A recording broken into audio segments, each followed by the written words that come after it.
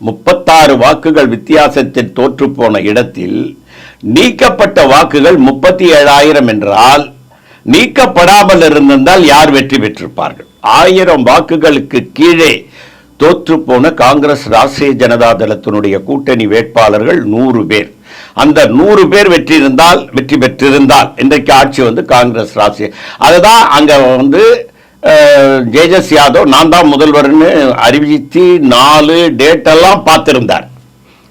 அப்போ அந்த எஸ்ஐஆரை 7 அடி உயரத்திற்கு பேப்பரை வைத்துக்கொண்டு அதை பற்றி விளக்கமாக பத்திரிகையாளர் சந்திப்பில் சொன்னதற்கு பிறகும் திரு கார்த்திக் சிதம்பரம் அவர்கள் என்ன சொல்றாருன்னா, மக்கள் வாக்கு அளித்தார்கள், அவர்கள் வெற்றி பெற்றார்கள், இவ்வளவுதான்.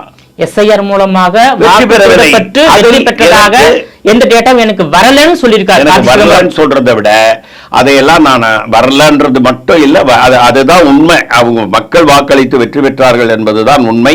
இதை நான் நம்ப தயாராக இல்லை.